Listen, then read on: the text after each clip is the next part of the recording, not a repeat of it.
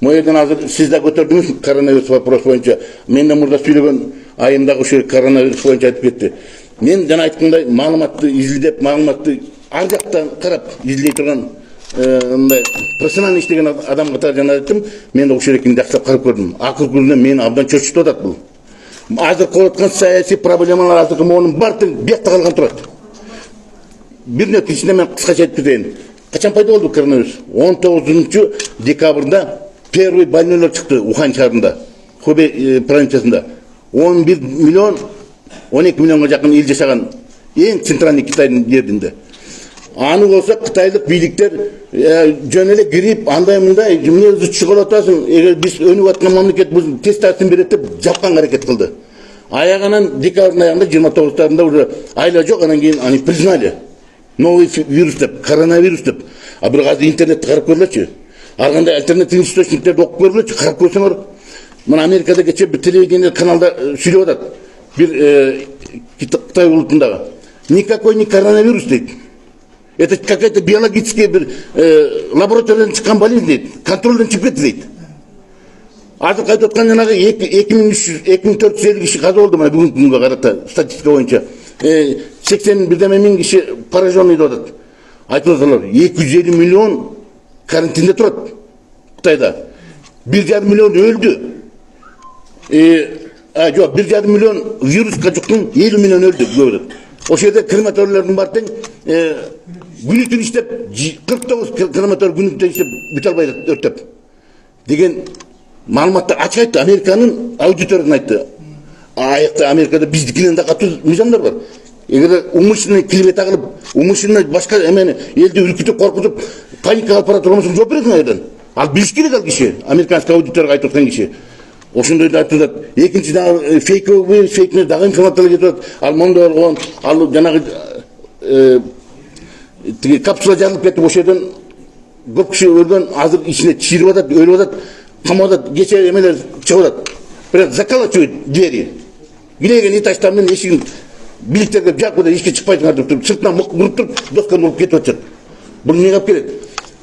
Анан мен ойлоп көрдүм. Биякта эмне болот бизде? Мына 20-сынан баштап килейген Россия чегарасын полностью жапты Кытай граждандарына. Полностью жапты. Авиация, железнодорожный, автомобильный транспорт, бүт чегараны. Любой визаны кетирбейт. Только транзит менен кеткен аэропортко адамдарга макул берди. Андыктан аэропорттон келүү, түшүп ошол аэропорттон кетип кала тургандарга уруксат берди. Калгандардын баарын жапты. Эмнеге Россия жапты? Эмне үчүн 19 декабрда жапкан жок? Эмне декабрдын аягында билгенден жапкан жок? Эмне январь ичи жапкан жок? Эмне февраль ичи жапкан жок? Именно азыр жапып атат.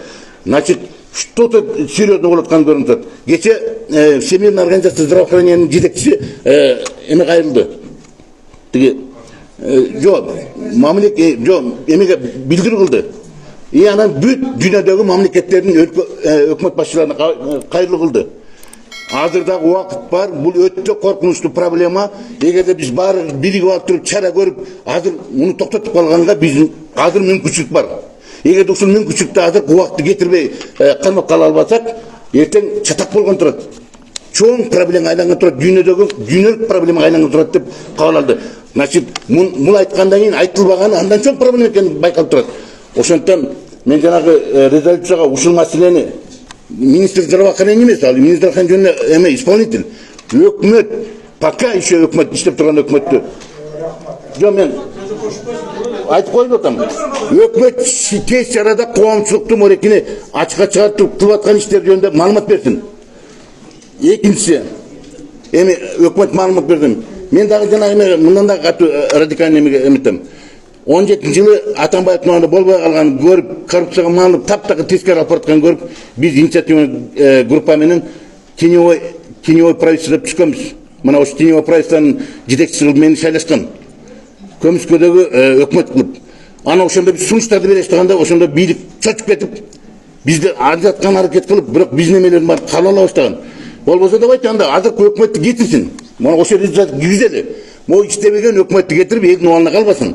Азыр шайлоого чейин бир жакшы эл ишенген өкмөттү президенттин колунда эмес бул. Президенттин полномочиясы бар. Бирок президенттин азыр авторитети жетет. Президент азыр ошол экин бар калчып аткан президент эле. Президентке кайрылып калалы. Могу өкмөттү кетирүүгө аракет кылгыла. тез аранын кетиргиле дагы азыркы шайлоого жаңы өкмөт, технический өкмөт келсин. Профессионалдардан турган, интеллектуалдар келип туруп, ошол өкмөт келип кырдаалды алып, анан о азыркы кырдаалдардан алып чыгып кетет. Болсо бизди чоң проблемалар күтүп турат. Мен кооптондурат. Рахмат. Бийликти күч менен алабыз деген чакырык барабызбы? Мен андай жолдун вообще тыргайым. Эч качан жанагындай күч менен барып алып туруп, биз мамлекетти оңдойбуз дегенге это утопия. Көрбөдүк, эки жол бийликти тополоң менен алып алып туруп эмне кылдык? Революцию замышляют гении, дейт. Его осуществляют фанатики, дейт. А плодами революции пользуются проходимцы, дейт. Проходимцер келбеди бийлик отурбады. Дагы ошолор келет, дагы накалдар келет. Сиздерге окшогон порядочный адамдар алар менен бийликти алышып, алар менен алышып бара албайсыңар силер. Силердин уятыңарга жол бербейт. Силердин алиңер жол бербейт. Алар менен алышып барганга. Анда көрө 30-чы этаждын өрдө койсун, кетип каласыңар. Алар авири жоктор, жанагындай коррупционерлер, кылмыскерлер барып отурат дагы эле бизди мына эң негизгиси биз убакытты туруп атабыз, эң негизгиси биз келечектин убалына калган турабыз. Эмне жол калды эми? Легитимдүү жол десек, элдер ишенбей калды. Легитимдүү жол менен, мыйзамдуу жолдор менен алмашып кылабыз ишенбей атат. Аяганан кийин ушуну барып укпай атса, бийлик укпай атса, мына барган жердин баарын айтып атабыз, телевизорго чакырат келсе, аерден да айтып атам мен, башкалардын баары айтып келет, угуп атам мен материалдардан окуп турам. Ошого реакция болбой атканда мен таң калам да. Бүгүн укпайт, эртең укпайт, но бирок топтолгон проблеманы бар топтолуп, жанагылар укпагандан кийин критический точкага жеткенден кийин эл таптакыр башкача электер болот да. 5-10 жылда дагы окуя болуп кетпейт. Ким кепилдик берет? Эч ким кепилдик бере албайт. Проблема топтолуп кетет. Азыркы отурган биздин мамлекеттик бийликте отурган кадрлардын баардыгы бул жанагы мен башында айткан партиялардын биз мамлекеттик партияларга отка берип койдук. Билгендей башкара билгендей кылып туруп ашматайын чыгара бер мамлекетти деп берип койдук. Азыр ошол келет.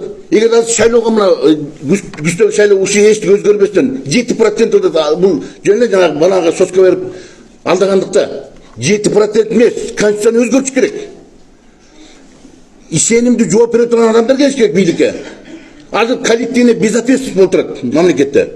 Азыр президент иштейин десе биз башында эле айтканбыз. Мана Мукашев Такыш болуп, мен Быканбай аке болуп туруп, Курманбек Осмонов болуп туруп биз администрацияга киргенбиз. Бул 18-жыл, 18-жыл кирип туруп, ошондо эскерткенбиз. Президентке жолуга албай калып, ал оңго кетип калып, руководитель аппарат кабыл алган. Ошондо айтканбыз. Баарыбыз айтканбыз, мен да айткам. Сен азыркы башкаруу системасы менен жакшы пландарды коюп атасыңар, бирок аны аткара албайсыңар деп айткам. Эмне себептен? Сендин билбестиктен эмес, сен каалабандыктан эмес. Просто азыркы башкаруу системасы, азыркы конституция, азыркы президентке такыр жол бербейт. Иштейм десе иштей албайт. Ал иштейм бирдеме кылам десе, анда башка жана иштебеген мертворожденный жанагы бийликтер, аткаруу бийлиги менен мыйзам чыгаруу бийлигинин полномочияларын алыш керек. Аны ертең Атамбаевка окшоп туруп президентти сен узурпатор деп чыгат эл. Вот көтөрүшкө ал жол берет. Ал эгер аны ала албаса, ал эчтеке полномочия жок, конституциялык президенттин бир да полномочия жок. Бир хозяйственный учреждение киришкенге полномочия жок. Анан биз ушуну карап отуруп жүрө беребизби? Давайте президентке жардам берели деп айтканбыз ушунда. Бизге таянгыла, мына коомчулукка таянгыла. Биз давайте конституцияны өзгөртөлү дагы, ушу коллективный безответственность токтотолу дагы, дееспособный, иштей турган конституцияны алып келели, бир кишинин колунда болгон бийликтин баарын берели. Прорывной кылып алып кетсин, баарын чогулуп алып кетсин. Но только элдик бийлик, парламент жанагындай мыйзам чыгаруу эки палаталуу кылалдагы ошол эки көзөлмөлдөсүн. Ашычап кетип баратты жанагындай ошо узурпация кетип баратты, жанагындай Бакиевке окшоп семейный клановый бийлик айландырып баратса, Атамбаевке окшогон өз билемдик кылып туруп мамлекет талкалап баратканда кой деген киши болуш керек, кой деген күч болуш керек, противовес болуш керек. Мына ошондо түз берип коелу, давайте кылгыла десек, анда кылбай атат. Убакыт кечиктирип атат, ойлонуп атып, улуу адамдардын биз көрөбүз, мына мурда болгон тарыхтан көрүп атабыз. Убагында кылбаган проблема кийин ал проблема эмес, ал таптакыр чечилбеген маселеге айланып калат. Аягы эмне болот? Аягы биздин мамлекеттин тагдыр чечиле турган обстановка алып келип калышы мүмкүн экен. Ошону кыла албай атабыз. Азыр элдер инициатива көбөйдү. Кырдаал башкача, мурдагыдай эмес. Бирок эртең дагы шайлоодо эл сатылбайт деген мен менен кошула албайм. Элдин 60% баягыдай эле акчага сатылат. Региондордон бүт дуулдап акчаны алып туруп чыгып бартып, жанагы коррумпированный партиялардын баардыгы саясий коррупцияга малынган, саясий коррупцияны гүлдөткөн партиялардын колуна бийлик салып берет эл. Чуркка барып салып берет. Биз азыр ойдuk, Бишкекте турат, муну активисттер монду көрүп атабыз. Баркөлөчү айла жогору. Айылда бар, актив адамдар бар. Мындай жерде не иштеген иши жок. О шайлоо келгенде бүттү, бүт чечет. Түн ичи менен кыдырып туруп, бүт үйлөрдү барып көндүрүп чыгат. Анан ал айтат, мен сөзүм берип койдум эле, биздин ушундай момун элибиз, уят сүйдүү эл, кече алып койдум элем, кече берип койдум элем, кылып берет.